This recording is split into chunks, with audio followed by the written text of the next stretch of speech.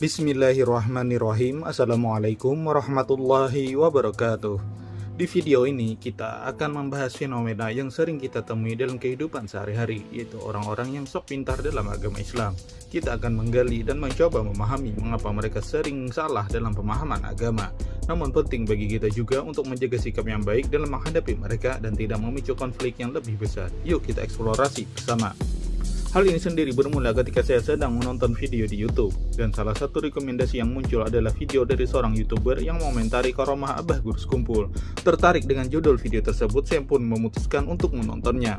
Namun ketika saya mulai menonton video tersebut, saya segera menyadari bahwa YouTuber tersebut terasa sekali sebenarnya sangat dangkal pengetahuannya tentang agama.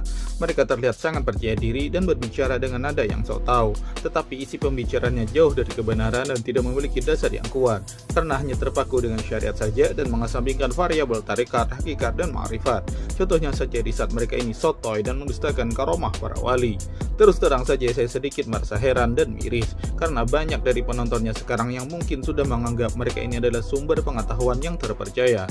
Dan tentu saja hal ini membahayakan, karena YouTuber tersebut jelas tidak punya kapasitas agama yang mumpuni, tapi sudah berani menyebarkan informasi keagamaan yang itu pun salah dan menyesatkan, tanpa mempertimbangkan konsekuensi dari pernyataannya. Kalau mereka benar-benar ingin mencari kebenaran, seharusnya mereka datang bertanya kepada para ulama, khususnya ulama-ulama NU. Banyak sekali kitab-kitab kuning dan kitab-kitab karangan ulama salaf yang tentu saja tidak ada di Google yang menjadi rujukan utama mereka ketika mencari dalil untuk menyerang ulama. Kebodohan orang-orang seperti mereka ini harus menjadi pelajaran kepada kita semua untuk selalu bersikap kritis terhadap sumber informasi, termasuk konten yang ada di platform media sosial seperti YouTube ini. Ketika kita ingin mendengarkan sebuah konten yang isinya itu membahas tentang agama, maka penting bagi kita untuk menyelidiki terlebih dahulu narasumbernya ini, apakah orang-orang yang terpercaya dan kompeten dalam bidangnya atau tidak. Apalagi yang dibahas itu adalah topik agama yang kompleks dan sensitif.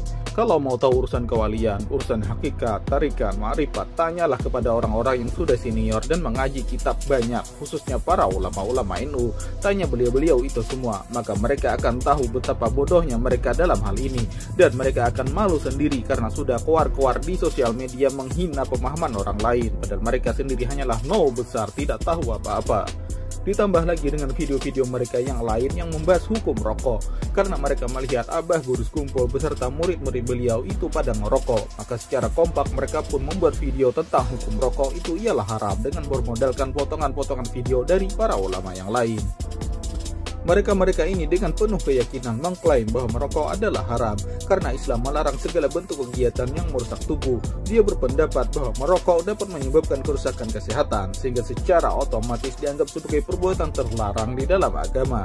Namun sebenarnya hukum merokok dalam Islam bukanlah haram secara eksplisit. Islam memang mendorong umatnya untuk menjaga kesehatan dan tubuh mereka. Namun tidak ada nas atau dalil yang secara khusus menyebutkan bahwa merokok adalah haram. Hukum merokok dalam Islam tergolong dalam mubah, boleh atau makruh saja, tidak sampai ke level haram. Nah, mereka yang so tahu mengenai hukum merokok dalam Islam ini seharusnya berusaha untuk memperoleh pemahaman yang lebih benar dan utuh mengenai suatu hukum terlebih dahulu tentang hukum rokok, sebelum mereka berani menyebarkan informasi yang keliru dan membingungkan orang lain yang mungkin mencari pemahaman yang akurat tentang hukum merokok dalam Islam. Lalu pertanyaan berikutnya adalah kenapa mereka ini merasa sok pintar berbicara di YouTube?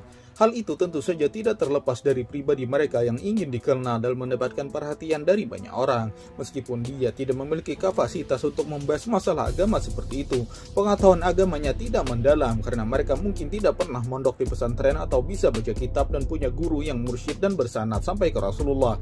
Tetap saja itu semua tidak menghalangi niat dan ambisi mereka untuk tetap bisa menjadi terkenal di YouTube, sehingga mereka memutuskan untuk rutin mencari-cari kesalahan orang lain, khususnya yang berbau dengan karomah wali, untuk mereka labeli dengan tuduhan khurafat, sesat, musyrik, dan lain sebagainya. Dan itu pun dibumbui pula dengan judul-judul yang kontroversial dan lain sebagainya pula. Pokoknya endingnya mereka harus bisa diakui sebagai orang yang ahli lah di bidang agama, dan mereka adalah orang-orang yang menjadi penjaga kemurnian tauhid sejati.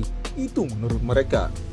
Di dalam video-videonya, mereka menggunakan berbagai trik editing yang menarik perhatian. Mereka memakai thumbnail dengan gambar yang provokatif serta judul-judulnya yang menimbulkan keingintahuan orang. Isi videonya pun seringkali didasarkan pada opini pribadi dan spekulasi pribadi saja, bukan fakta yang berdasarkan tabayun dan pendapat para ulama yang masyhur di Indonesia.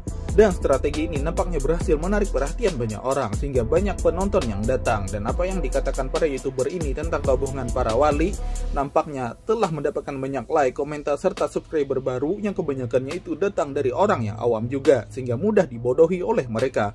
Kalau orang-orang dari kalangan pesantren dan orang-orang dari majelis ilmu pasti tidak akan terpengaruh dengan ucapan-ucapan YouTuber-YouTuber ini, karena itu sangat nampak sekali kedangkalan ilmunya. Lalu yang terakhir, bagaimana kira-kira caranya agar kita tidak terperdaya oleh omong kosong mereka ini? Yang pertama, tentu saja kita harus mengetahui dulu latar belakang dan kualifikasi agama dari para YouTuber tersebut. Kita harus cari tahu apakah mereka memiliki pendidikan formal atau pengalaman yang memadai dalam studi agama Islam atau tidak.